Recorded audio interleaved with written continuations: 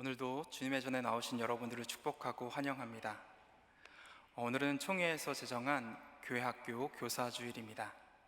하지만 올해 교사주일을 맞이하는 우리의 마음은 조금 무겁습니다.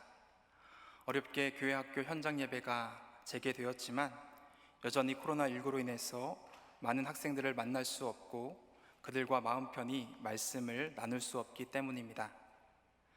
또한 교회학교에는 코로나19로 인해 많은 도전과 변화들이 기다리고 있습니다. 많은 전문가들의 의견에 따르면 우리는 코로나 이전 시대로 돌아갈 수 없다라고 말합니다. 그러면서 새로운 시대에 맞게 교회와 교회학교도 변화되어야 된다고 이야기합니다. 물론 교회는 이러한 시대적 흐름에 따라 발맞추어 변화를 준비해 나가야 합니다.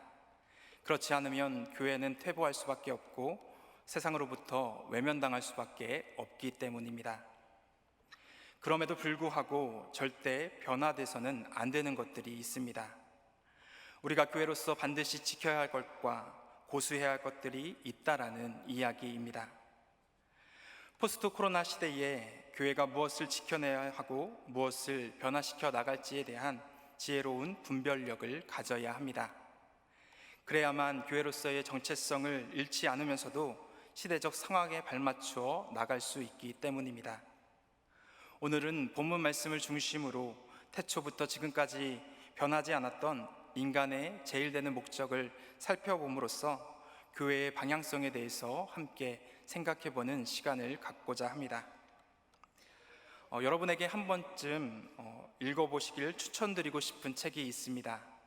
무려 목사 126명과 평신도 33명이 모여 5년 7개월이라는 장기간에 걸쳐 쓰여진 책으로 그리스도인들에게 있어 중요하고 기본이 되는 질문을 모아놓은 책입니다.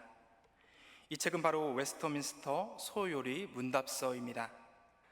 이 문답서는 107개의 질문과 그에 따른 답으로 이루어져 있습니다. 여러분은 혹시 신앙생활을 하면서 어떤 질문을 마음에 품고 계십니까? 무려 107개나 되는 이 질문 중에서 가장 첫 번째로 나오는 질문이 사람의 제일 되는 목적이 무엇입니까? 라는 물음이었습니다. 이렇듯 우리의 인생에서 삶의 목적을 아는 것은 무엇보다 중요합니다. 왜냐하면 목적은 그 사람이 나아갈 방향을 결정해 주기 때문입니다.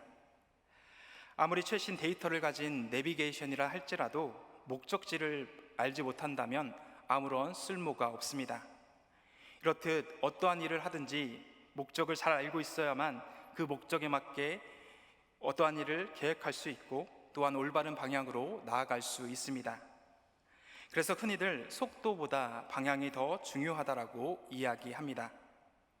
속도가 아무리 빠르다 할지라도 그 방향이 올바르지 않는다라고 한다면 헛된 수고에 불과하기 때문입니다. 그렇다면 사람의 제일 되는 목적은 무엇일까요? 위에서 이야기한 웨스터민스터 소요리 문답서에 보면 사람의 제일 되는 목적에 대해서 다음과 같이 이야기하고 있습니다. 사람의 제일 되는 목적은 하나님을 영화롭게 하는 것과 그를 영원히 즐거워하는 것입니다. 첫 질문의 답처럼 사람의 제일 되는 목적은 다른 것이 아니라 하나님께 영광을 돌리고 하나님으로 인해 즐거워하는 삶을 살아가는 것입니다. 이를 위해 하나님께서 우리를 창조하셨습니다. 우리가 잘 알고 있는 고린도전서 10장 31절 말씀에도 보면 다음과 같이 기록되어져 있습니다. 그런즉 너희가 먹든지 마시든지 무엇을 하든지 다 하나님의 영광을 위하여 하라. 이렇듯 사람의 첫 번째 목적은 바로 하나님께 영광을 돌리는 것입니다. 그러므로 삶의 방향을 세우고 어떠한 일을 함에 있어서 기준이 되는 것은 바로 솔리데오 글로리아, 오직 하나님께 영광이 되어야 합니다. 우리가 먹고 마시고 어떠한 일을 하든지 그 방향이 오직 하나님의 영광을 향해서 나아가야 한다라는 말씀입니다. 물이 위에서 아래로 흐르는 것이 자연스러운 것처럼 우리 인간의 모든 삶의 방향이 하나님의 영광을 향해 나아가는 것은 어쩌면 너무나 자연스럽고 당연한 일입니다. 그러므로 우리에게 주어진 모든 교육, 경제, 직업, 봉사와 같은 모든 활동이 하나님의 영광을 향해 나아가야 합니다. 대학에 들어가고 직장을 선택하고 결혼을 하고 심지어 먹고 마시는 모든 개인의 목적이 개인의 평안과 안녕을 위해서가 아니라 오직 하나님께 영광을 돌리는 일임을 우리는 꼭 기억해야 합니다. 여러분, 그러나 우리의 삶은 어떠합니까? 사람은 죄로 말미암아 목적을 잃고 삶의 방향성을 잃게 되었습니다. 죄를 지칭하는 단어 중에 하마르티아가 있습니다. 이 단어는 화살이 관역에서 벗어났다라는 의미입니다. 이 관점에서 볼 때 죄는 하나님을 떠나 목적을 상실한 채 자기 자신이 주인 되는 삶을 의미합니다. 하나님께 영광을 돌리며 살아가야 될 인간이 그 목적을 상실한 채 자신들의 영광을 위해 이 땅을 살아가고 있습니다. 하나님이 아닌 내가 더 높은 자리에 앉기 위해, 내가 더 빛나기 위해, 나의 능력과 나의 수고가 더 드러나기 위해 우리는 이 세상을 살아가고 있습니다. 이렇듯 인간은 죄로 인해 하나님께서 만드신 목적과 정반대의 방향으로 살아가게 되었습니다. 오늘 함께 읽은 창세기 11장에 보면 우리가 잘 알고 있는 바벨탑 사건이 등장합니다. 이 사건은 하나님께서 만드신 목적을 상실한 인간들의 모습이 잘 드러나 있습니다. 창세기 11장 1절 말씀은 다음과 같이 시작합니다. 온 땅의 언어가 하나요, 말이 하나였더라. 본문은 온 땅의 언어가 하나요, 말이 하나였다라고 이야기합니다.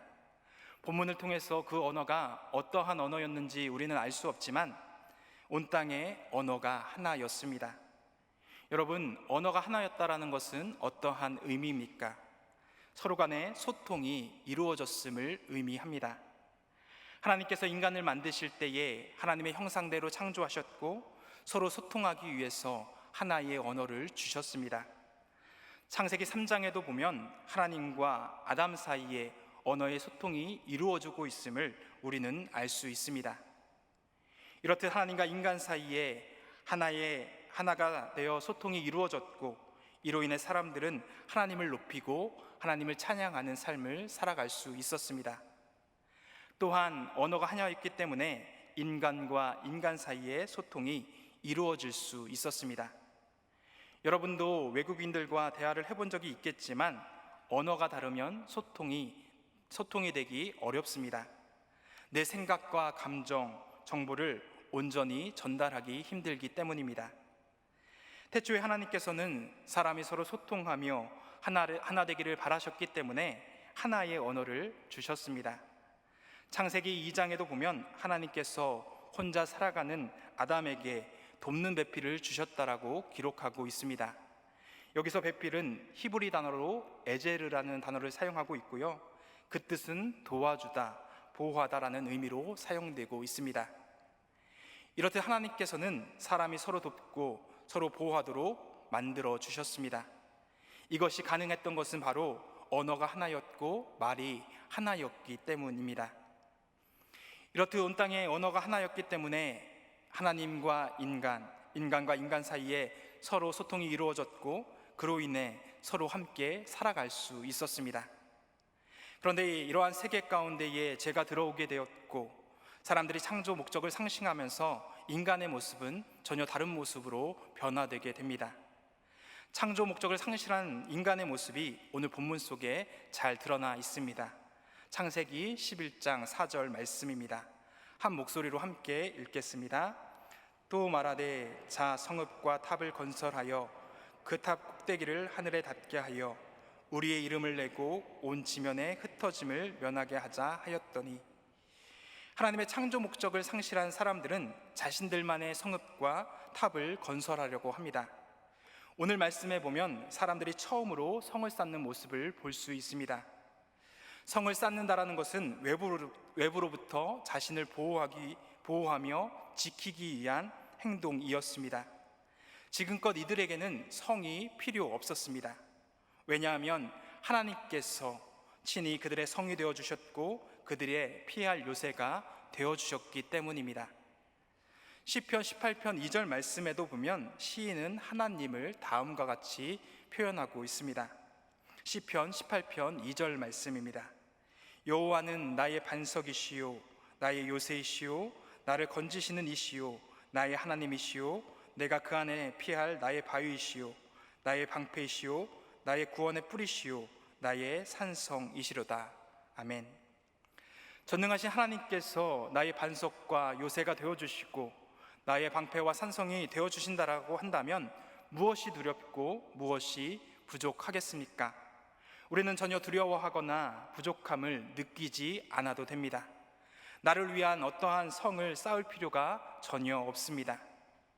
하지만 사람들은 하나님께서 만드신 창조 목적을 잃어버리자 자신을 위한 성을 만들기 시작했습니다.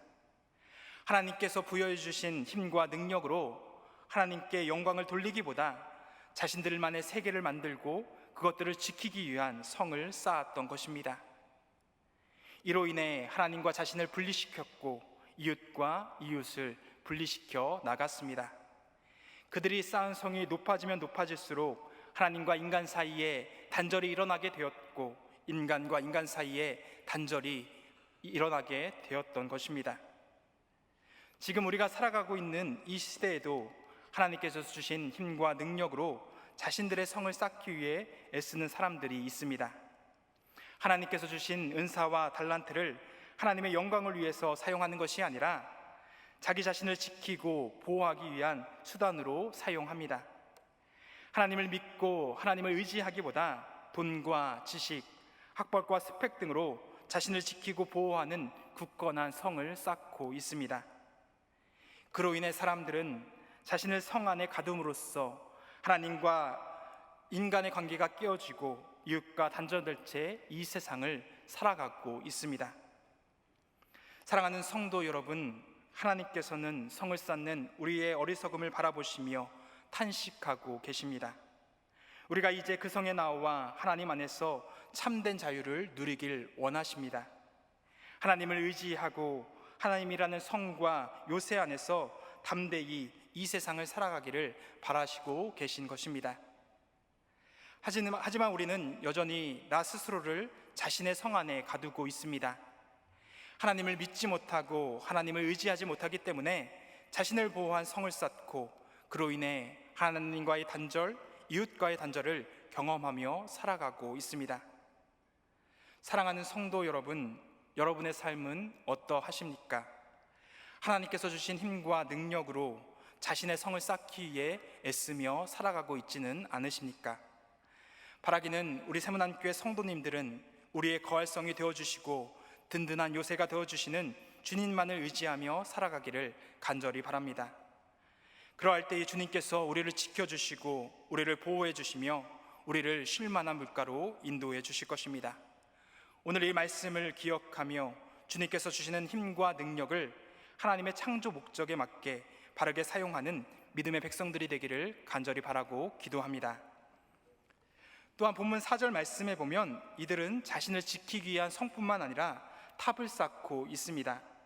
흔히 탑은 어떠한 것을 기념하고 기억하고 사람들에게 보여주기 위한 상징물입니다. 본문에 보면 이들이 탑을 쌓는 이유가 자신의 이름을 내고 흩어짐을 면하기 위함이라고 기록하고 있습니다. 이들은 하나님께서 주신 힘과 능력으로 하나님의 이름이 아닌 자기 자신의 이름을 드러내기 위해 탑을 쌓았습니다. 이러한 모습은 하나님께서 사람을 만드신 이유와 목적을 상실한 죄인의 식상을 적나라하게 보여주는 모습입니다. 태초에 아담과 하와가 부족할 것이 하나 없었던 에덴 동산에서 범죄한 것도 하나님과 같이 되고 싶은 마음에서 비롯되었습니다. 선악을 알게 하는 나무의 열매를 먹고 하나님처럼 되고 싶었던 아담과 하와처럼 이들 또한 자신들이 하나님과 같은 영광을 받기 위해서 탑을 쌓았습니다. 당시 하늘을 닿을 듯한 탑을 쌓을 수 있었다는 것은 그들이 가진 기술과 능력이 대단했음을 보여주는 구절입니다. 기술이 발달한 지금도 높은 건물을 짓는 것은 쉽지 않습니다. 그런데 그들이 하늘을 닿을 듯한 높은 탑을 지었다는 것은 놀라운 기술력과 어마어마한 힘을 그들이 가지고 있음을 보여주는 말씀입니다. 이렇듯 이들은 자신이 가진 힘과 능력으로 당시 가장 높은 탑을 쌓았습니다. 그리고 그것을 본 사람들은 그들의 기술과 능력을 칭찬하며 그들을 칭송했을지도 모릅니다. 여러분, 하지만 아무런 쓸모도 없는 그 탑은 무슨 의미가 있었을까요? 자신의 능력을 뽐내기 위한 탑은 아무런 의미도 없고 가치도 없습니다. 그들은 그 탑을 쌓기 위해서 자신의 시간과 재능을 낭비했습니다. 그들의 탑이 점점 높아질수록 그들은 더욱 교만해져 갔고, 이웃을 향한 그들의 마음은 점점 더 작아져만 갔습니다. 여러분, 안타까운 점은 지금 이 시대 가운데도 자신의 이름을 위해 탑을 쌓는 일이 동일하게 일어나고 있다는 점입니다. 지금 이 시대의 사람들은 보이는 바벨탑을 쌓고 있는 것이 아니라 보이지 않는 바벨탑을 쌓아 올리고 있습니다. 지금 이 시대를 소위 자기 PR의 시대, 스펙의 시대라고 이야기합니다. 스펙을 쌓고 쌓아서 자기 자신의 이름을 알려야 한다라는 이야기입니다. 그래서 지금 우리가 살아가는 이 사회를 보면 자신의 스펙을 쌓기 위해 혈안이 된 듯 보입니다. 대학원은 기본이 되었고요. 탭스, 토익, 톡플 등의 영어 성적과 기타 자격증을 따기 위해서 전쟁을 치르며 살아가고 있습니다. 저는 결코 개인의 노력을 깎아내리려는 것이 아닙니다. 우리가 스펙을 쌓는 이유와 목적이 어디 있느냐를 이야기하고 싶은 것입니다. 좋은 대학에 들어가고 좋은 직장에 취직하고 지위가 높아지면 높아질수록 하나님의 영광을 돌리는 것이 아니라 자신의 이름이 높아지기를 원하는 것이 우리의 모습임을 어느 누구도 부정할 수 없습니다. 사랑하는 성도 여러분, 여러분은 누구를 위한 탑을 쌓고 계십니까? 자기 자신의 이름을 드러내기 위해서 살아가고 계신가요? 아니면 하나님의 이름을 드러내기 위해서 살아가고 계신가요? 위에서도 이야기했지만 하나님께서 우리를 창조하실 때에 하나님의 영광을 위해 살아가도록 우리를 창조해 주셨습니다. 우리는 나를 위해서 살아가는 것이 아니라 창조자이신 하나님을 위해서 살아가도록 창조된 존재입니다. 그런데 우리는 이러한 사실을 잊고 살아갈 때가 참으로 많습니다. 죄로 인해 창조 목적을 잊고 하나님 중심의 삶이 아닌 나 중심의 삶을 살아가고 있기 때문입니다. 여러분, 내 자아가 강해지면 강해질수록 내 안에 계신 하나님의 영광은 약해집니다. 반면에 내 자아가 약해지면 약해질수록 내 안에 계신 하나님의 영광은 드러나게 되어 있습니다. 바라기는 갈라디아서 2장 20절에 내가 그리스도와 함께 십자가에 못 박혔나니 그런즉 이제는 내가 사는 것이 아니요 오직 내 안에 그리스도께서 사시는 것이라 말한 바울의 고백이 우리의 고백이 되기를 간절히 바랍니다. 오직 내 안에 나는 죽고 예수 그리스도가 사심으로 말미암아 우리의 삶을 통해서 주님의 영광이 이 땅 가운데에 온전히 드러나기를 간절히 바라고 기도합니다. 오늘 본문을 통해 알 수 있듯이 하나님의 창조 목적을 잃어버린 사람들은 스스로 성을 쌓아 자신을 보호하고 탑을 쌓아 자신의 이름을 드러내려 합니다. 그렇다면 창조 목적을 잃고 방황하는 인간의 결과는 어떻게 될까요? 오늘 본문 9절 말씀은 다음과 같이 이야기합니다. 그러므로 그 이름을 바벨이라 하니 이는 여호와께서 거기서 온 땅의 언어를 혼잡하게 하셨음이라. 여호와께서 거기서 그들을 온 지면에 흩으셨더라. 아멘. 하나님께서는 창조 목적을 잊고 자신들을 위한 성과 탑을 쌓았던 사람들의 언어를 혼잡하게 하셨습니다. 하나였던 언어를 여러 언어로 흩으셨던 것입니다. 한 자료에 따르면 현재 지구상에 존재하는 언어의 종류는 7,000개 이상이라고 합니다. 여러분, 언어가 서로 다르면 소통이 이루어지지 않고 그로 인해 혼란을 경험하게 됩니다. 그래서 이 탑에 붙여진 이름이 바로 바벨탑입니다. 이 바벨이라는 단어는 히브리 단어 빨랄에서 온 단어로 혼잡, 혼란이라는 의미를 가지고 있습니다. 하나님께서는 창조 목적을 잊고 자신들의 성과 탑을 쌓았던 이들의 언어를 혼잡하게 하셨고 이들을 흩으셨으며 이들이 공들여 쌓은 성과 탑을 무너뜨리셨습니다. 이렇듯 하나님께서는 창조 목적을 잃어버린 사람들을 흩으셨고 그들이 쌓은 성과 탑을 무너뜨리십니다. 여러분, 우리가 하나님의 창조 목적을 잊게 되면 우리의 삶은 결국 무너질 수밖에 없는 것입니다. 우리가 잘 알고 있는 영어 단어 and는 두 가지 뜻을 가지고 있습니다. 하나는 우리가 잘 알고 있는 끝과 마지막이라는 단어이고요, 또 다른 하나는 목적이라는 단어입니다. 한 책에서 이 and라는 단어를 이렇게 풀이하는 것을 보았습니다. 의미 있는 목적을 잃어버린 것은 끝이 날 수밖에 없다. 의미 있는 목적을 잃어버린 것은 끝이 날 수밖에 없다. 목적의 중요성에 대해 이야기하는 문장입니다.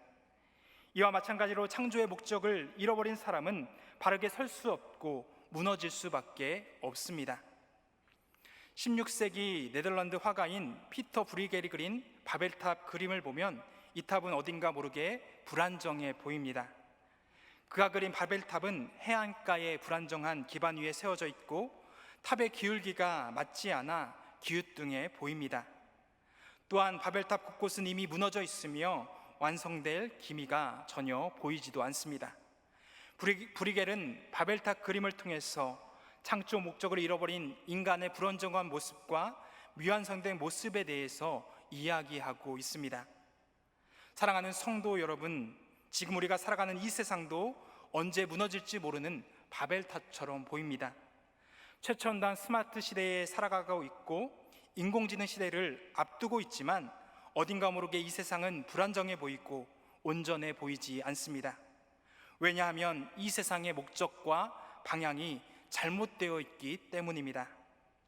하나님의 영광을 위해서 살아가야 될 인간이 자신을 위한 성을 쌓고 자기 이름을 내기 위한 탑을 쌓아가고 있기 때문입니다. 그러므로 우리는 절대로 변하지 않는 인간의 제일 되는 목적에 대해서 잊지 말아야 합니다. 우리의 삶의 목적을 수정하지 않고는 올바른 방향으로 나아갈 수 없기 때문입니다. 앞으로 이 세상은 더욱 빠르게 변화되어질 것입니다. 교회와 교회학교 역시도 그 변화에 발맞추어 나가야 합니다. 새로운 방식의 교육 방법과 최첨단 교육자재들이 앞으로 도입되어야 합니다. 그럼에도 불구하고 절대 변하지 않아야 될 것들이 있습니다. 그것은 바로 하나님께서 인간을 만드신 목적을 바로 알고 그에 합당한 삶을 살아가는 것입니다. 사랑하는 성도 여러분, 인간의 제일 되는 목적은 무엇입니까? 인간의 제일 되는 목적은 하나님을 영화롭게 하는 것과 그를 영원히 즐거워하는 것입니다.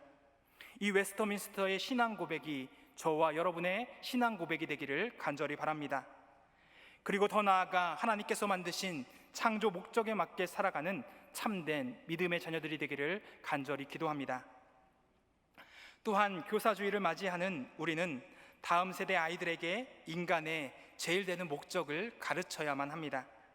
그래야만 그들의 삶이 불안정하지 않고 무너지지 않을 수 있기 때문입니다. 그들이 먹고 마시고 공부하고 살아가는 삶의 목적이 하나님의 영광을 위해서 하는 일임을 깨달을 때에 그들의 삶이 올바르게 설 수 있고 행복한 삶을 살아갈 수 있습니다. 교회 학교에서 직접 아이들을 만나지는 않지만 지금 이 자리에 앉아 계신 우리 성도님들 모두가 다음 세대 교사이십니다. 오늘 이 말씀을 기억하며 우리 자녀들과 손주들, 내가 만나는 다음 세대의 아이들에게 절대 변하지 않는 인간의 제일 되는 목적을 가르칠 수 있는 우리 성도님들이 되기를 간절히 바랍니다. 이제 말씀을 정리합니다. 지금 우리가 살아가고 있는 이 세상은 바벨탑을 쌓기에 여념이 없어 보입니다. 하나님 중심이 아닌 나 중심의 삶을 살아감으로써 이 세상은 점점 단절되어 가고 위태롭게 보이기 때문입니다. 지금 이 시대에게 필요한 것은 상황에 맞는 발빠른 변화가 아니라 절대 변하지 않는 진리의 말씀을 붙잡는 것입니다. 변하지 않는 인간의 제일 되는 목적을 바로 알고 그에 합당한 삶을 살기로 우리는 결단해야 합니다.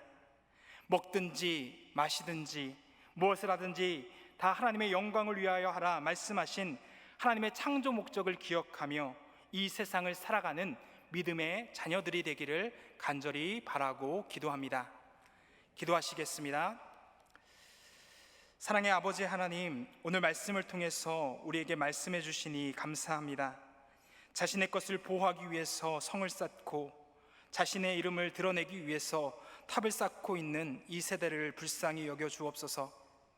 하나님께서 사람을 창조하신 목적을 회복함으로써 먹든지 마시든지 무엇을 하든지 다 하나님의 영광을 위해 살아가는 믿음의 백성들이 되어줄 수 있도록 인도하여 주옵소서. 특별히 다음 세대를 양육하고 가르치는 교회학교 교사들에게 지혜와 능력을 허락하여 주셔서 변화를 요구하는 세상 속에서 절대 변하지 않는 진리의 말씀을 온전히 전할 수 있도록 인도하여 주옵소서. 우리의 삶의 주인 되시는 예수 그리스도의 이름으로 기도합니다. 아멘.